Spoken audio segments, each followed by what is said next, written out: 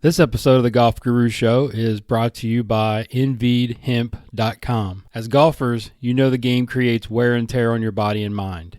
InVeed CBD products can organically rejuvenate you. They come in 3 varieties: Relief, Clarity, and Relax. Relief CBD products help relieve pain. Clarity allows you to focus on those critical shots. And Relax CBD products are for those anxious golf moments. Right now, I've got an incredible special for you. Go to InVeedHemp.com and use the promo code GURU20 for a 20% discount for life.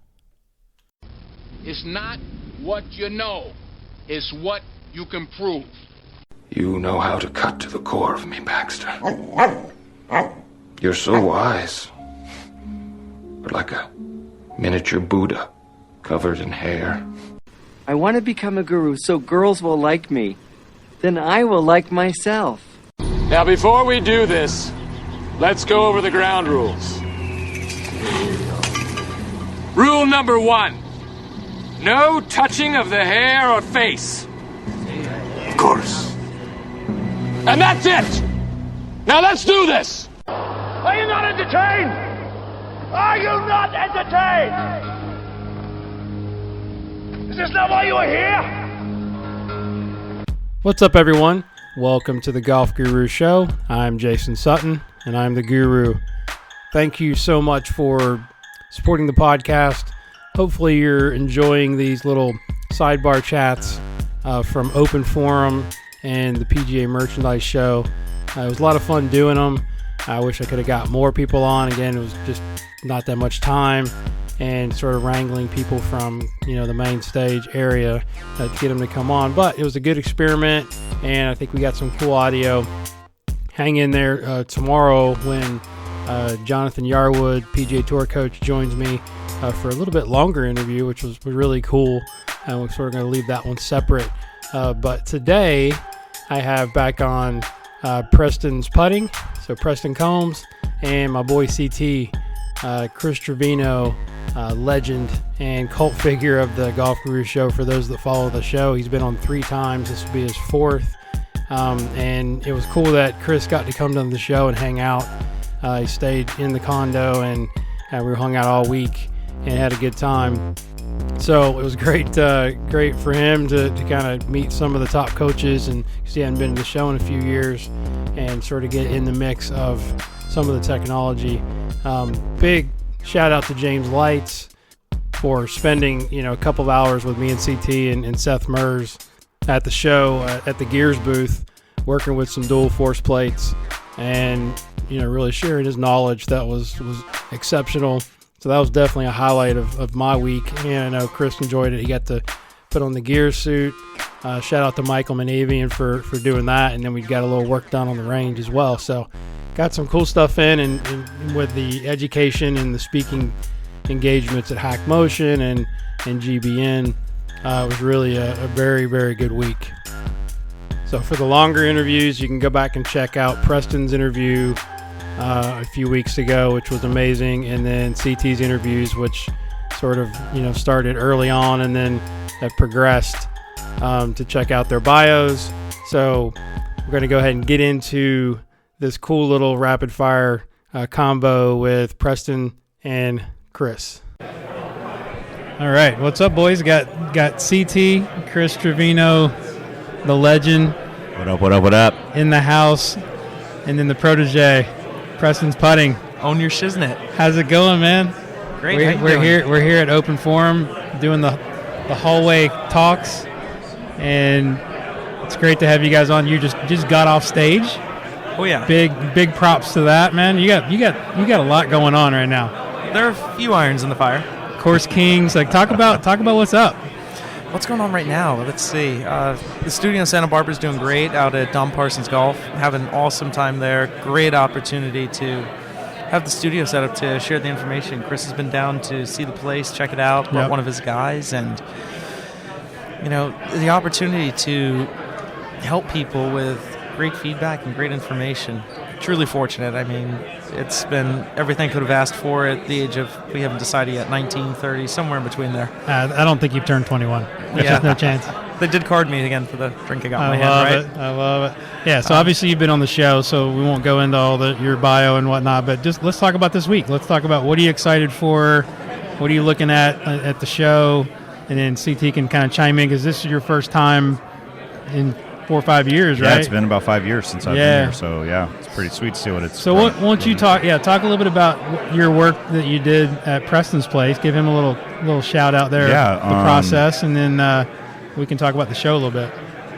Yeah, obviously after hearing the podcast and figuring out geographically where Preston was in relation to me, thought it was a closer drive, but it was a little bit farther than I care to admit. But I ended up having a student of mine that I thought Preston could really help, and putting is not my area of expertise.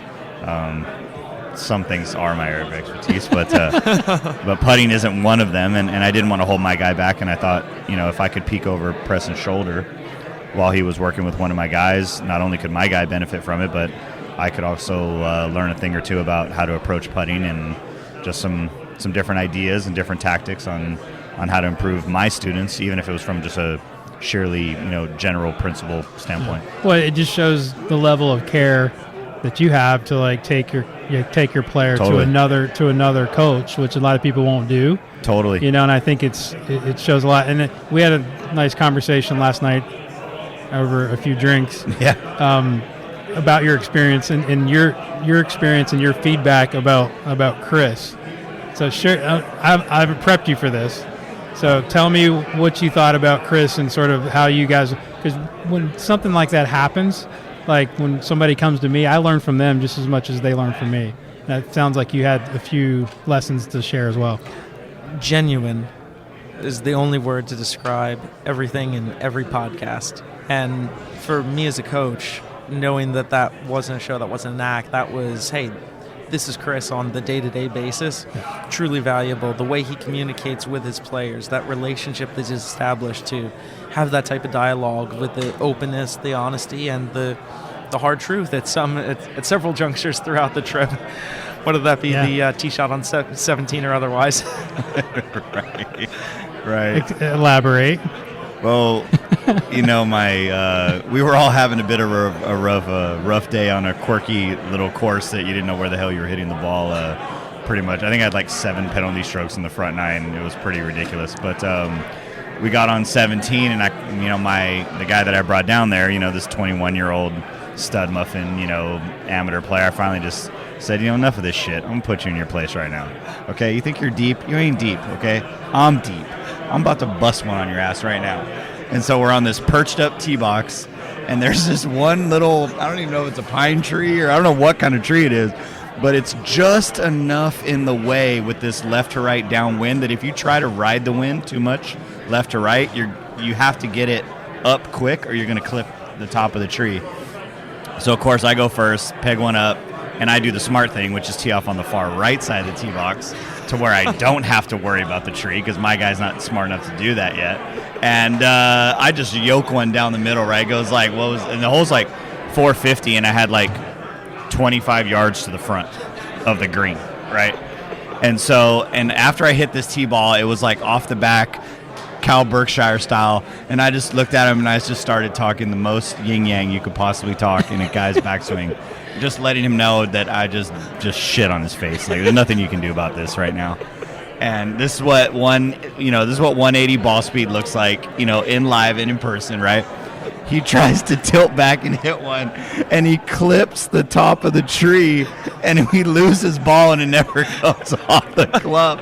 And he did hit it pretty hard because he swung about as hard as he could. He smashed it. The sunglasses came off and everything. I'm looking at this, and then as soon as it hits the tree, I go, oh my gosh. In all seriousness, so he ends up hitting another one. He hits it about, 5 or 6 yards past me. But yeah, we had a lot of fun. Preston took us out to the course and whooped up on us a little bit and let us know who was the boss. But his facility, his place, the way he conducts his business, just top notch. I mean, just super patient in his reads and the way he deals with someone, and just how articulate he is, and his message is so clear because of it's just he's very, very precise in what he says and how he says it, and I don't think anybody ever walks away from Preston confused about what it is that they need to do to get better, and how they're going to go about getting there. And just to end with him just getting off stage, I personally feel like anybody that has a golfing instructional background could at least on some level appreciate Preston's how prepared he was for that dissertation, because he didn't miss a beat. I mean, every word was perfect, and there's going to be some CT approval. When you got your your main mentor that's taught you everything, nodding the whole time and really not saying anything. I'm pretty much saying he's like, damn, this kid knows everything. Shit, I don't have to say shit. Right? So that's kind of how it read to me. But I thought he did a great job, and I'm just super proud of him. So what, give us a little, like the cliff notes. You don't have to give us the whole deal of the talk you guys did, you and David Orr on Open Forum. Yeah, Cliff Notes version, sharing some info about how we're using the technology with Sam Sports, the putt lab and the ball tracker and the studio setup to help convey a message for players of different skill sets. Technology isn't just reserved for the high handicapper, and if you can get the high handicapper comfortable enough with using the technology to show them the pathway to improvement. Don told me way back that says, we're the GPS. They know where they want to go. They just have no idea how to get there. So it's our opportunity to help steer them in the right direction. And the good players even need that type of feedback. They need to know that the putt didn't just miss low. They got to figure out why. Being able to blend all the pieces together, read speed and direction, and dynamic blend. Ooh, dynamic blend. That's my line. I love it. That came up in a conversation. The why is pretty darn important, isn't it? Like in all facets of learning golf and teaching golf on both ends, right? Yeah. Yep. Cool. Yep. All right, you guys ready for the rapid fire questions? Let's do it. All right. So first one is your favorite drill for, and this would be a full swing. You could do putting. This would be cool, actually. Okay. This is good. Yeah. Your favorite drill for a path that's moving too far to the left. Idea, and like you can go any direction you want, but just like want to create some sort of instructional content as well as the stuff we're doing on the pod. I'll go first. Yeah, go. You can, because see, this is him, dude. His brain is fucking spinning right now at about 8 million miles an hour, okay? He just thought about 5 different he's got 37 things he wants to say. I only got one, okay? So I'm just going to say my shit, okay? Because there's only one. All right, get it. So what I end up doing with a guy who's coming way left, and for that be for, right-handed player. Over the top. I get him. The chops. I get him to the top, right? Preferably in the best way that I can. I get him to the top. And then every single accumulator that he has folded up, I go, let that shit go limp to the ground. So all they do is just go up, boom, boom. And then the next thing you know, the club lands about 1.5 feet, 2 feet inside the baseline back by their right foot. And I go, do you feel that drop? Do you feel all those knots coming out that you're carrying into fucking impact? Don't do that shit anymore. Okay? Pivot in that left foot and let that shit go, baby, and you're going to be fine. Right? And so, it's crazy because their concept of lag has more to do with right arm for most righties. They're holding on to that right arm so hard that as they rotate, they just tip out, and it's just a joke. Yeah. So I just try to get them to unfold it Shout as fast out as I to can. Scott Koch's reverse curl, Oh, baby. damn, son. You might hear that come up this week in one of my talks. Cokes. There it is. There you go. All right, cool. Oh, You we're got going to do anything? putting now. You Yeah, got it? absolutely. Yeah, I've got give me some. Yeah, the putting side, I've got to figure out why that thing's going way left with the path, and that's generally a reaction to the face. Sometimes players don't separate the face and the path, and the understanding of they see the ball going to the right, so they're going to try to drag the path to the left. Trying to fix the to rightness by swinging left. Yeah, trying to get the face over, and if you can do some variance training, help figure out where the face is pointed, and maybe get them set up just a little bit more efficiently, so that that open face pattern isn't there, whether that be switch and putter, setup, the dynamics of the stroke, how fast or slow it's moving. Gosh, you go slow back, fast through, and drag the heel and push cut it. I like it. Good luck. There's a lot. Yeah, that's a broad deal. What about the opposite? Best drill for your hookers, your in-out guys, so swinging too far to the right. Shout out to John Doherty. As many videos as I remember watching all the Sevi Mac videos, and Mac used to hold the butt of the grip down on the hand path right when they come through P7, P8, and make them bend that hand path like crazy in. Yeah, to the left. So I get one of those. Oh, Honger. Damn, you're a sexy bitch. As far as Asians go, I mean, it don't get much better. I'll just hold one of those swimmies up, those little floaties. And so if they rip their hand on it, they're not going to hurt too bad. Yeah. And I'll just get them to turn that corner like a mug and just get going. And it's usually not pretty. I'm not going to lie to the podcaster and be like, oh, it's just pure. They just zero it out and stripe it. Yeah. No, they don't. Okay, they do not zero it out and stripe it. But it does give them a sensation of how tight those circles are coming, from P7 to P8. And I think it's just the beginning of a good feel. And then for putting? the right path for putting, I see that more in the forearm rotation side of things. You get the forearm plane shifting and putter paths going out, wrist angles are starting to change, and it's a snap hook with a putt every now and again. So anything I can do to stabilize that structure, slow down the rotation rate for some people, it seems to have positive. So they're rotating it too fast, which is be like a closed club face to the full swing, right? And then they're trying to fix it again by swinging more to the right to absolutely offset it. Yeah. So now it's about just you got to create an awareness of the face, but then figure out those pieces that help manage that a little bit better. All right, cool. So this will be a fun one for putting and full swing. Is what's the best drill or the best idea for improving low point?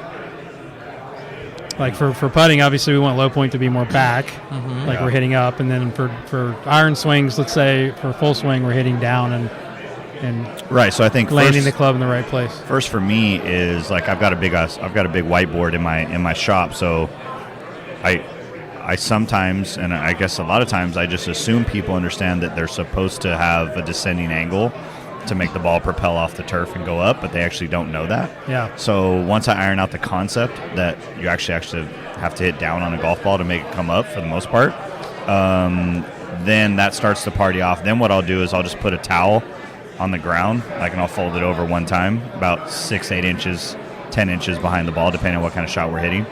And then I'll just show them how to swing above the towel on the backswing without touching it, and then above it on the downswing without touching it. So it just steepens that angle and kind of goes from there. Oh, damn. B-Mans is in the house. B-Mans. Yeah. I don't have. Oh, he's got the impression. I gotta go next here. Yeah, let's go. Yeah, he's got the impression. Yeah, so shout out to David Orr on managing home plate and the arm structure side of things, because you get home plate matched up with the setup, how much tilt there is, secondary axis tilt. Explain home plate. That's home plate. So, guys, listen, anybody listening that doesn't do putting, it's not a triangle. If I hear it's a triangle one more time, I'm going to give my best David Orr impression. Unless you're Brandon Todd. Let's see. Let's quote David here. We got the... Yeah. Let's go, David, here. You got 2 forearms, 2 upper arms, 1 shoulder girdle. I don't know any 5-sided triangles. I've given that speech a bunch. I think I got that one down pat. Yeah, you do. So let's see. Yeah, so creating that home plate structure, though, getting all those pieces moving and with the proper setup tilts. And it's just a matter of figuring out how much, not enough. Everybody's home plate looks a little bit different. What's your thoughts on ball position? Because I've found that's a huge effect, has a huge effect on rise angle. Well. I haven't had anybody center or back of center, and then it's varying degrees of forward. You have? I have. Really? Crazy, yeah. And they still rise it? No. Oh, I'm just saying that's the problem. Oh, got it. Oh, because they've got it middle of their absolutely. stance or like back, and that's why they're hitting down instead of like up. Oh, got it. Yeah. I think once you create awareness of the ball position and being able to shift around the impact alignments with the Black Rican sauce we were talking about with grip, right? Yeah. So being able to make sure somebody can see straight. He said that kind of fast. Black Rican sauce. The secret sauce. The secret sauce, right? Hey, for those listening, half black, half Puerto Rican, no soy boricua. There it is. All that good stuff. Yeah. Love it. I like it. All right. So what would the two of you be doing if you weren't teaching golf? Oof. This ought to be an interesting TT. I've got an A and a B. A most definitely would be playing on the PGA Tour, but I've gone ahead and F that part up for a multitude of reasons that we don't need to get into tonight. But I'm gonna go way out, and this is gonna weird out some people. I swear to God, dude, I'd be like a treasure hunter. I don't know what it is, dude, but you go like deep blue on me. What's up? I'm going either Paul deep Walker blue. I'm going deep blue. I'm going like straight like Paul Walker on Egyptian tombs and shit, dude. Like I'm all about that. Like you're not talking about diving into the ocean. Yeah, dude. anything that's like anything. You going Nicolas Cage on me? Oh hell yeah, dude! There's so much money at the bottom of the ocean right now. I'm gonna go snatch some of that up, dude. Like, oh my god, that'd be my deal. Because it's like it's the unknown, but it's also like a challenge, and it's kind of cool, and you kind of just probably get financed by a bunch of other people too. So that's what I would do. Okay. Oh. All right, Preston. No, yeah, my is the same thing. I'd be on the PGA Tour, but I mean that got messed up back in high school before I even got started. I never had a chance. That's the chip on the shoulder I carry for why I do all this coaching stuff, right? Because everybody deserves a like chance. normal job, like the normal job is going to be I'd be a Star Wars aficionado. I'd have my own Star Wars podcast. Can you get paid for that? Yeah, absolutely. Okay. Kidding? I'd find a way to get paid for it, right? You You should do that. Totally. I mean, totally. I'd have James Hong on as a guest. He'd build like some awesome Legos for me. Tell him about the Lego experience. There it building is. Luke's X-wing. I mean, we'd have it all together. Oh my god. So here's follow up on that one. What job would you not want to do? Like think of any job in the world, like the worst job possible. What would that be? I'll go first. Yeah, anything 9 to 5, Monday to Friday, in office space. Okay. I'm going to burn the building down. Yeah. My red stapler. They took my swing line. Yeah, for me, it's like, You got to come up with something creative here. dude, it's Like think of the worst job. no, I'm saying like picking up porta potties. Fuck that. There you go. You know what I mean? Like if I had to like pick up fucking shitters all day long and like clean them and then like get them back to their like neutral zone so they could be like redistributed to whatever venue they're gonna go to. Like fuck that. That's dog shit. Literally. Scott Hamilton just walked in. Let's go. All right, so tell me something interesting about yourself that nobody knows. Unusual.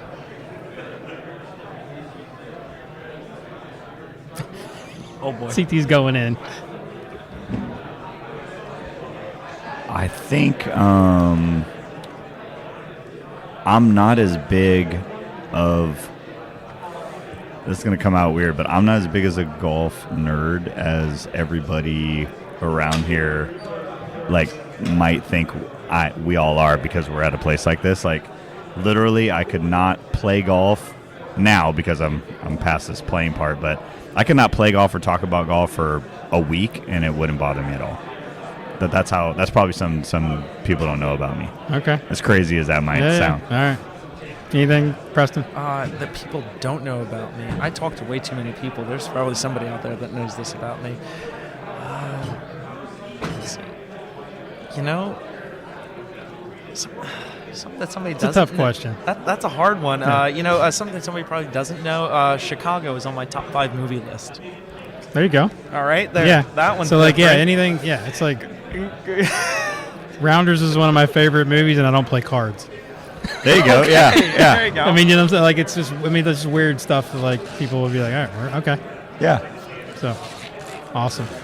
All right. So what are you guys looking forward to in 2020? And then let's talk a little bit about the show, and we'll wrap. Any big goals? I think, just after being with Preston and being with you, Guru, and just hearing a lot of other coaches around here, what I'm excited about in 2020 is just monitoring, because I've got a lot of kids and a lot of clients who really, their true desire is to be a great player. And for the most part, most people that are involved in working with me, they do put in the work. I mean, they put in what I would say is a sufficient amount of work to get whatever it is that they're attempting to acquire, handled. My ability to help them practice better and become a more efficient worker at the game of golf is what I'm the most excited about. That I think after being around guys like you two and everybody else, that I can truly help them become a more efficient, practicer at the game of golf. Because in my opinion, that's what's really, really missing more than anything else. Yes, mentorship and coaching has been for a long time deficient in this industry, but with the information sharing going around now and how everything else is, I do believe that we are all better as a family of instructors now, especially the ones that care. But the bridge that's gonna actually bring everything together is how can you convey that message to the person that allows them to prepare without you just as good as they would be preparing if you were staring over their shoulder. Well said. Yeah. Preston? You got Course Kings, you got some video stuff coming on. You got a lot to look forward to. We'll start from the top. The relationship with Course Kings, Radar Golf Pro, awesome opportunity to get some of the high-level inner workings of the studio out there to an audience that would appreciate it. I work with my boy across the other table, Ian Highfield, at Game Like Training. Shout out. Yeah, absolutely. I mean, there's opportunity there to share what that looks like on the putting front and the gamification, because everybody knows putting practice boring to a degree, especially if you're not doing it the right way. And the opportunity to share some insight on that front. Doing some filming with Eric Agorno, who I just listened to his podcast last week, actually. Just had him on again. It's like fire. Wait to hear this one. Eric, film with some Eric on Friday. Looking forward to that. Get in front of the camera again, share some info, because each front has a target market, and the opportunity to share the information that David's been so gracious to help frame and shape for me and encourage me to develop over the last 6 years. Awesome, man. You guys are the best. I appreciate y'all being on the show once again, and let's have a great week. Let's do this again in Santa Barbara. Thank you. For sure. Next time Santa Barbara or Reno, either one. I can do that. Later, boys. What's up, everybody? Guru back here again just for a couple of things before you go. Thanks again for Chris and Preston coming back on the show for a quick hitter. That was a lot of fun. You can follow them on the gram and Instagram, Trevino Institute Golf and Preston's Putting. Give those guys a follow and give them a shout out. Also, make sure you download these episodes. I've got a lot of great guests getting ready to come on, so be prepared so you don't want to miss anything. So download, subscribe. That way you catch everything on whatever podcast app you're using to listen to the show. You can make sure you follow me on the gram and Twitter at Golf Guru TV. That's at Golf Guru TV. And thanks again to our sponsors, nbeadhemp.com. Make sure you use the promo code GURU to get your 20% off discount for life. And also go download the Golf Guru app. What are you waiting on? It's less than $20 now. Crazy. Okay, I'm giving it away. Absolutely giving it away. So let me know what you think about that. Music is by Kevin MacLeod and Zach Mullet, a.k.a. Cutta Beats. And as I always leave you with, study, practice, teach, and then pass it on. Thank you so much for listening. We'll talk to you next time.